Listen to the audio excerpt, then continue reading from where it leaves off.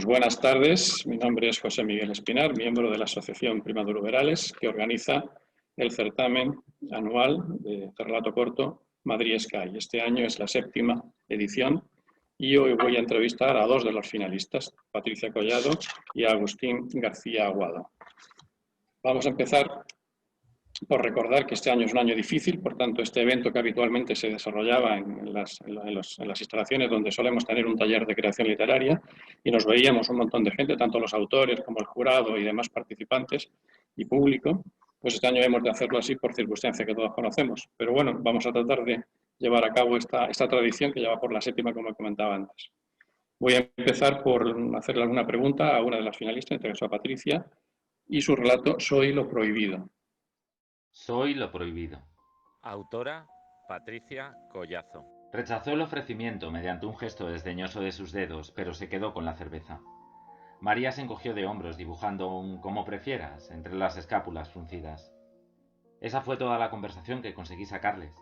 Me quedé confuso, con los guiones de diálogo preparados y sin encontrar hueco donde colocarlos. Ella giró para regresar a la cocina. Eso me obligaba a pensar rápidamente algo para hacerle hacer allí. Una cebolla, decidí. Pelar cebollas siempre es un buen recurso. Ella llorará. El lector no sabrá si debido al efecto irritante de la cebolla o la indiferencia con que él ha descartado su ofrecimiento. Eso me dará tiempo a pensar. Se suponía que debían tener una discusión, un vuelco en la historia, un intercambio memorable, donde María le reprochara su enésima infidelidad y Alejandro se viera obligado a tomar una decisión. Ella o las otras. Por eso, a pesar de que podía ser un poco denigrante para María, la había obligado a acercarse al sofá llevándole una lata de su cerveza preferida para ofrecerle hablar. Quien tendría que haber movido la primera ficha era Alejandro, pero ¿qué podía pretender de un tío que toda la vida no había mirado más allá de su propio ombligo o de las faldas de cualquier mujer que no fuera la suya? Yo lo había creado así. Ahora no podía quejarme. Le eché un vistazo mientras ella pelaba la cebolla. Seguía tirado en el sofá. Pensé que se me había ido un poco la mano con los rasgos negativos. No tuve en cuenta que estos con el tiempo se acentúan. 10 capítulos más y tendría un irredimible hijo de puta. En cambio María... Ella era tan dulce y comprensiva. Una mujer que había superado miles de problemas y que merecía algo mejor que un mamarracho con nombre de rey. En silencio llevaba páginas enamorado de ella. Me acerqué a la cocina. María cortaba la cebolla. Era tan delicada con todo lo que hacía. Imaginé esas manos que parecían bailar sobre la tabla de madera acariciándome el pelo. Contra todo pronóstico ella no lloraba. Canturreaba una melodía que me sonaba mucho, aunque no podía recordar qué canción era. Claro, ¿cómo no te va a sonar si se la estás haciendo canturrear tú?, me dije. Apoyé los guiones de diálogo sobre la mesa. Era evidente que no podría usarlos. Además necesitaba mis brazos. Me acercaría a María y la invitaría a bailar. Era un bolero. Lo que estaba cantando era un bolero. Puse mis manos sobre sus hombros. Ella siguió entonando. Soy ese beso que se da sin que se pueda comentar. Soy ese nombre que jamás fuera de aquí pronunciarás. Por más esfuerzos que hice, no conseguí que se girara hacia mí. Ella no percibía mi presencia. Me odié por haber elegido un narrador omnisciente y no uno protagonista, o aunque fuera uno testigo. Ella cogió la tabla y, atravesándome, la apoyó sobre mis guiones de diálogo. Luego se fue desvistiendo despacio, dejando un reguero de ropa gris y desgastada hasta el baño. La escuché abrir la ducha mientras seguía cantando. Soy el pecado que te dio nueva ilusión en el amor. En el cuarto descubrí su maleta llena sobre la cama. No podía dejarla ir. Si lo hacía, escribiría su propia historia. Una historia ajena a mí. Corrí hasta la sala. Sacudía a Alejandro por los hombros. Él tampoco percibía mi presencia, y aunque lo hubiera percibido, de nada hubiera servido. Estaba muerto, con la lata de cerveza entre las manos. Tarde lo comprendí todo. Sentado en el sofá empecé a sollozar mi fracaso. Las ruedas de la maleta sobre la tarima me alertaron de que era hora de despedirme de María. La vi salir radiante, con el pelo mojado, y cerrar la puerta con firmeza. Me asomé por la ventana hacia la calle que yo mismo había creado para verla fundirse en un abrazo con un desconocido. Un personaje que yo nunca había puesto allí.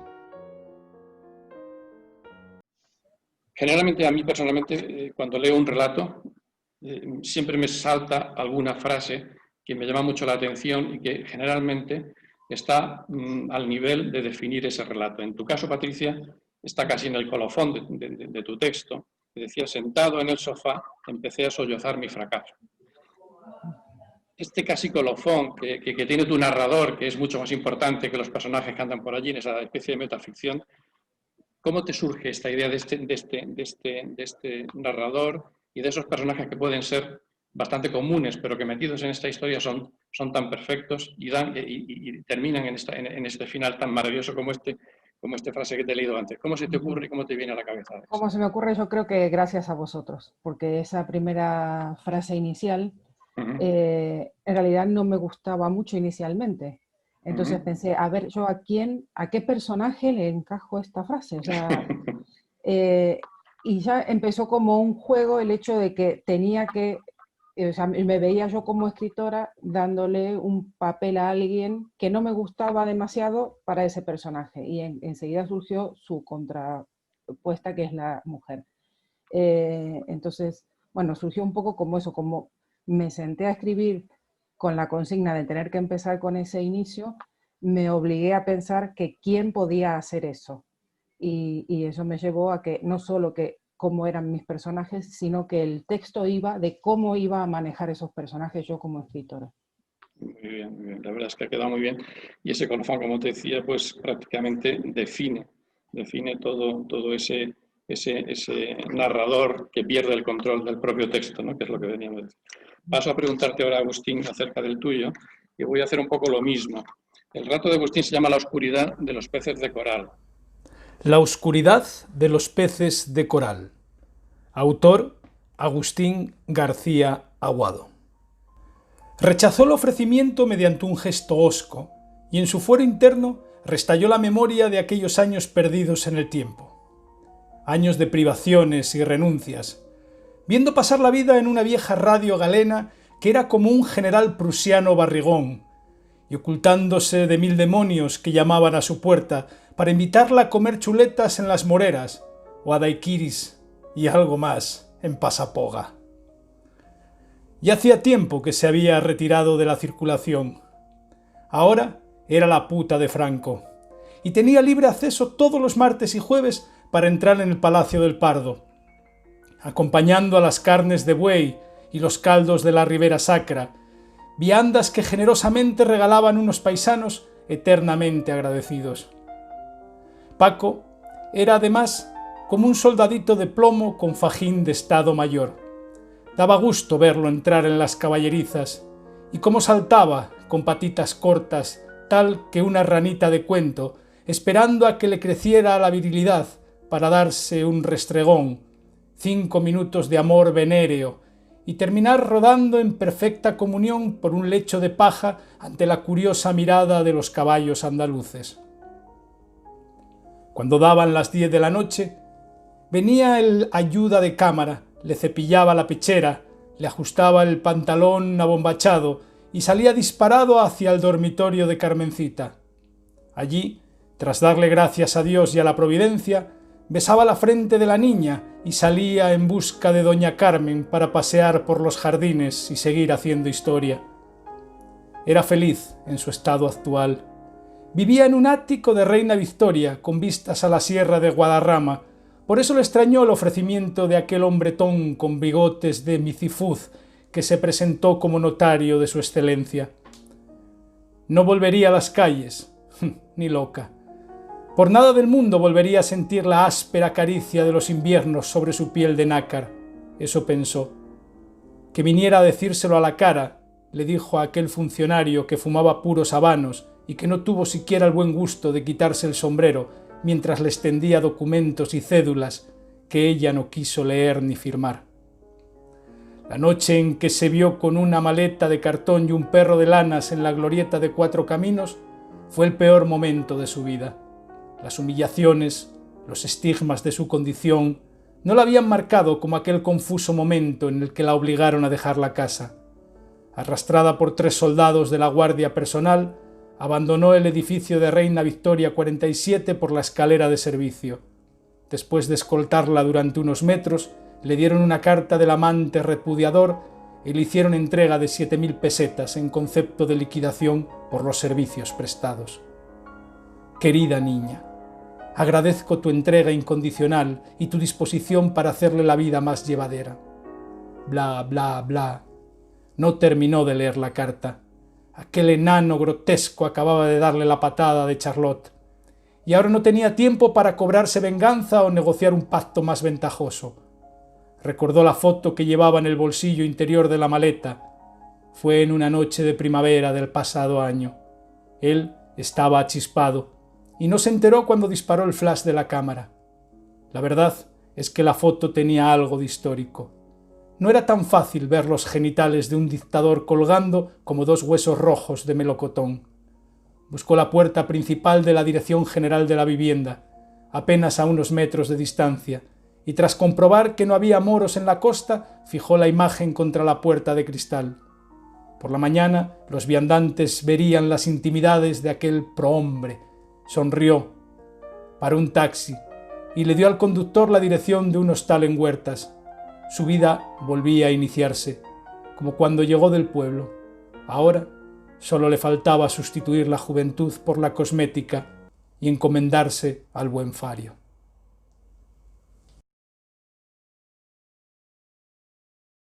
Y va sobre una historia que puede ser basada en hechos reales o no, me da igual. El texto está hilado de tal manera que cualquiera que conozca la historia de España o no, le da lo mismo. El texto es el texto en sí mismo. Y me vuelvo a quedar con una frase que aparece también al final, es casi un precolofón, y dice así: ahora solo le faltaba sustituir la juventud por la cosmética. La frase en sí mismo es todo un relato, toda una historia, toda una vida 1000 veces vivida.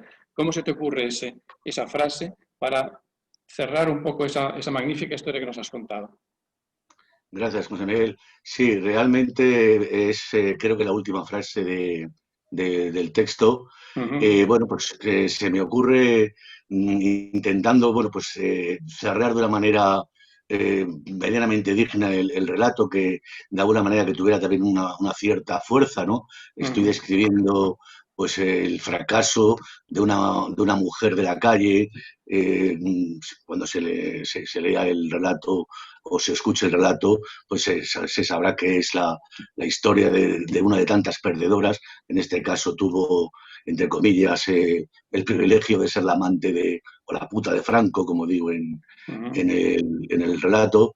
Y bueno, de alguna manera ella urde una venganza, se irá viendo según va desarrollándose el relato, urde una venganza porque, bueno, de alguna manera el dictador se cansa de ella, pues como se puede cansar de un caballo o se puede cansar de cualquier cosa. Claro, es el dueño y señor del Estado, y bueno, pues una mujer de la calle, que además ya va perdiendo, digamos, por el hecho de hacerse mayor, va perdiendo pues la belleza y demás, pues de alguna manera la margina de su vida, y entonces, bueno, la desaloja de la casa donde la tiene mantenida, así, y bueno, pues ella urde una venganza que, bueno, se verá de alguna manera en el final de la historia, ¿no?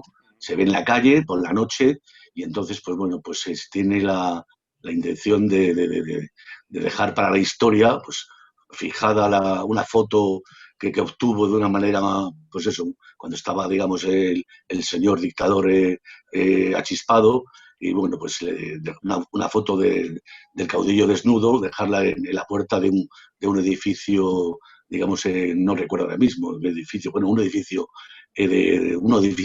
oficial. Sí, pues insisto, a mí me quedo, aparte del relato que en sí mismo ya merece muchísimo la pena, por eso es finalista, me quedo con ese sustituir la juventud por la cosmética, que para mí es una genialidad desde el punto de vista de la composición literaria. Paso de nuevo a Patricia, Y quería hacerte una pregunta acerca más de ti, de tu obra y tu vida, ¿no? En general, ya sabemos que eres argentina, viniste a España y tienes ahí un montón de vivencias que imagino que te ayudan porque tú eres informática como Vicente y yo, pero Sí. realmente... Tú también. Sí, pero vamos, esos son otras vidas, ¿no? Sí. Realmente, hablando de esto, de esa gran cantidad de textos que tienes escritos, de premios, de libros y demás, te voy a hacer la pregunta del millón, pero es que la tengo que hacer. ¿Cuál es el texto del que tú, una vez que acabaste, ganara o no ganara, lo publicaras o no, te sentiste más conforme con el que te llenó más de satisfacción a título? Es muy difícil a veces hacer una elección, pero... Elegir, porque es como elegir entre los hijos. Entre hijos, ¿no? Exacto. Claro. Pero bueno, yo creo que el texto que siempre me gusta más es el que todavía no he escrito. Sí. Más allá de eso, digamos, hay un texto que es el que más esfuerzo me ha supuesto, que es una novela. Que por solo el hecho del esfuerzo que me ha supuesto, pues, claro, lo elegiría porque me sentí mucho más satisfecha cuando terminó el proceso de corrección de la novela. Me sentí mucho más satisfecha que cuando escribo un cuento, que por ahí no me lleva tanto esfuerzo hacerlo. Entonces, Sí. por eso la elegiría. Pero ya te digo, yo siempre estoy pensando en lo que voy a escribir, no en lo que ya escribí. Muy bien. Y Agustín, en relación contigo y tu vida y tu obra, sabemos que es una institución de bastantes años en tu creación literaria y has vuelto no hace mucho. Y has vuelto con un libro que se llama La ternura de las bestias, por lo que he podido leer. Y me gustaría que nos contaras cómo fue ese retorno, por qué volviste y cómo surgió ese libro de 22 relatos y hasta llevarlo a su fin. Bueno, sí, efectivamente, estuve cerca de un cuarto de siglo, que se dice poco, sin escribir, temas laborales, temas familiares, y bueno, de alguna manera, pues no sé, por circunstancias personales, temas de trabajo que, bueno, pues reduje jornada y demás, pues un día me planteé, pero además es que fue espontáneamente, me planteé, pues no sé, la posibilidad de volver a intentarlo, porque yo con 20 y tantos años, la verdad que escribía, no a diario, pero en fin, en mis tiempos de universidad y demás, pues incluso logré algún premio literario, cosa que me animaba a seguir escribiendo, escribí poesía, escribí, bueno, pues relatos, algunos de ellos fueron premiados, pero bueno, por el hecho de tener una familia ya, hijos, trabajo y demás, la vida te va metiendo en una vorágine y bueno, pues ya lo dejé hasta el año 2017, finales del 2016, que retomé la actividad y bueno, la verdad es que muy satisfecho, porque bueno, ahora que tengo tiempo todas las tardes, pues intento escribir, porque es que además es algo que intento imponerme, ¿no? Porque es que si, digamos, hacía como cuando era joven, que escribía un día sí, 3 no, esa falta de continuidad, pues no te da, digamos, el vigor y la fuerza para mantener, digamos, un poco, pues eso, la posibilidad de poder escribir. Sí. Y bueno, estos cuentos los presenté a una editorial pequeñita en Castellón, la editorial Hacen, la editora Marta, muy amable, pues me dijo que le habían gustado y bueno, pues publiqué sin ninguna repercusión realmente, pero bueno, se habrán vendido 100 ejemplares como mucho, pero bueno, es algo que no importa. La satisfacción de tener un libro de relatos publicado, pues ahí queda, ¿no?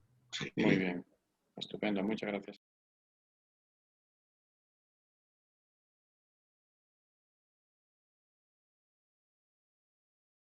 Hola a todos. Me toca comentar el relato Soy lo prohibido. Mirad, cuando llegué a este relato, de los 300 que he leído, pues parpadeé varias veces, una hacia la mitad y un par de ellas hacia el final. Dije, a ver, ¿qué es esto? ¿Qué es esto que acabo de leer? En este relato, el autor usa con maestría el efecto de la escritura dentro de la escritura, el relato dentro del relato. Nos da una visita guiada al piso de María y Alejandro, donde a primera vista cualquiera diría que estamos dentro de una canción de Sabina, pero al final no. Tenemos al crápula mujeriego en el sofá con su cerveza fría y a la bella y delicada María haciendo sus cosas y llevando en silencio sus estigmas. Y mientras, el escritor, que también es personaje, anda por ahí entre medias de las habitaciones con sus guiones de diálogo en las manos. Qué hallazgo este. Y no encuentra dónde dejarlos caer, no encuentra en qué frase meterlos. como el que va con 2 guardabarros de bicicleta o el que va con 2 perchas de madera sin encontrar las camisas. Y al final, el último giro. Está ahí en la última vuelta del tío vivo. No estábamos dentro de una canción de Sabina, sino dentro del cartero siempre llama 2 veces. La cosa acaba en un relato negro y Alejandro acaba francamente mal. Y al final, la verdad, que casi te alegras. Y el escritor descubre que todo ha escapado ya a su control. Las acciones, los mismos personajes que le atraviesan por el salón sin verle. Y el colmo. Un tipo que él va dado todo el texto con tanto mimo, que no sabe quién es ni qué pinta allí. Resulta que espera en la calle a María y la abraza. Y ella sonríe radiante. Y hasta lleva el pelo mojado, que es como las mujeres toman un nuevo rumbo en sus vidas. Y el escritor se muere de celos. Y yo a esas alturas también. En resumen, una gran idea magníficamente escrita y un gran final para un gran relato. Mi enhorabuena y mi admiración a la autora. Para ir acabando, Patricia, ¿qué te ha parecido la opinión que de tu relato ha dado el representante del jurado en cuanto al análisis que ha dado? Sí, pues la verdad que primero tengo que agradecerle porque me ha sacado un poco los colores y me ha satisfecho mucho su opinión, por supuesto. Me parece un análisis muy certero. Este es un relato complicado en el sentido de que yo tuve dudas y lo trabajé mucho en el aspecto de que pensé que tal vez no se entendían, no se iban a entender determinadas cosas, como mezcla 2 realidades, por un lado la del escritor y por el otro lo que está pasando en la escena. En algún momento tuve dudas de si se podía entender del todo o no. Pues el análisis que hizo Domingo me quitó todas esas dudas y me gustó muchísimo, la verdad. Se lo agradezco mucho. Y en cuanto a la lectura que hace Salvador Siguero del texto, ¿qué te ha parecido? ¿Ves que se realza el texto? ¿Ves que sí, fantástico. Además que yo pensaba, como mi texto tiene parte que es una parte de una canción, el título de mi texto es el título de un bolero, pues yo pensaba cómo se lee esto y me encantó cómo lo hizo, la verdad. Lo improvisó bien. Muy bien. Sí. Este relato, La oscuridad de los peces de coral, un título que me atrajo desde el principio, induce este relato al placer de la venganza, avanzándose así al de la propia protagonista, que llega al final. Incita al regocijo de imaginar que pudo ser cierto lo que cuenta, y lo hace sobre todo el hecho de echar mano de datos reales como los nombres del protagonista y el resto del elenco, por llamarlo de alguna manera. Y si no ocurrió exactamente como lo narra el texto, que a saber, ¿quién duda de que el dictador no tuviera en su vida hechos vergonzosos como este? Que, por otro lado, en realidad no serían más que nimiedades dentro de toda su trayectoria propia de auténtico genocida. Aparte de este pequeño gusto extra que regala, la historia está contada de una manera sobria y precisa. Y no escatima en caricaturizar constantemente al enano patético o grotesco, que dice el texto, el mismo texto lo dice así. No escatima en ello. Digo que no escatima como una forma de ridiculizar a su vez todo lo que tuvo que ver con él y su régimen. El propio lenguaje ayuda además a crear ese necesario ambiente gris y contenido, salpicado de descoque ridículo y esperpéntico, casi como un escenario de revista de aquella época, con su censura y sus destapes disimulados y fugaces, bajo poca luz siempre. Ese entorno anodino y autoritario a la vez, en el que se ubican los hechos y los desechos. Bueno. Agustín, lo mismo para ti. ¿Qué te parece la opinión de Miguel Ángel, que fue el miembro del jurado que ha dado su opinión, su calificación acerca de tu texto? Pues la verdad que me parece que ha sido demasiado generoso quizá conmigo. Según según he leído, o sea, he oído en el audio, pues bueno, pues le ha encantado. Sé por Facebook, porque lo sigo, me encanta además sus microrelatos, que es una persona muy comprometida, digamos, con los temas sociales. Entonces, bueno, pues al parecer, pues le debió tocar la vena, ¿no? y bueno, le debió gustar un poco, pues, es hacer un poco de ucronía, ¿no? Esto de los temas bueno, privados de la vida de un dictador. Entonces, bueno, la manera en que termina, digamos, su comentario, bueno, a mí casi me emocionó, porque realmente me encantó, por ejemplo, el relato con que ganaron el año pasado el premio que ese tío ahí en los tendederos de la ropa, me parece una maravilla. Ese personaje construido está entre la realidad y la ficción, es una cosa impresionante. Entonces, bueno, pues el hecho de que una persona de esta envergadura pues le haya gustado mi relato, pues vamos, me llena de orgullo, sinceramente. Y en relación con la lectura que Julio Rodríguez hace del texto, ¿qué te parece? ¿Lo realza? La lectura me ha parecido sencillamente, vamos, no sé si será profesional o no, del doblaje, pero me ha parecido, vamos, que tiene una voz que es que, digamos, engrandece, pero de verdad, y lo digo sinceramente, engrandece el texto. Es más, para mí casi ha sido el ritmo pausado con que narra el relato, es que lo enaltece, lo engrandece de una manera, vamos, que yo leyéndolo, que lo leía, claro, lo he leído más de una vez en voz alta, es que no tiene nada que ver. O sea, para mí maravilloso, vamos, encantado. Y muy agradecido, por supuesto. Nada, me alegro mucho. Muchas gracias a los dos por este rato que nos habéis dado. Y vamos a ir terminando esta entrevista, esta es entrevista paralela a vosotros dos, a Agustín y a Patricia, recordando que la celebración del acto virtual de entrega de premios se celebrará el próximo día 2 de octubre a las 19 horas.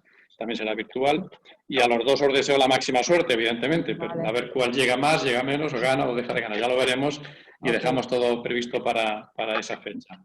Muchas gracias a los dos, repito, y que os vaya muy bien. Gracias. Muy bien, pues muchas gracias, un saludo, Patricia. También igualmente, Agustín, un gusto, aunque sea conocerte por aquí, ¿no? Y suerte. Igualmente. Muy bien, adiós, hasta luego. Hasta luego.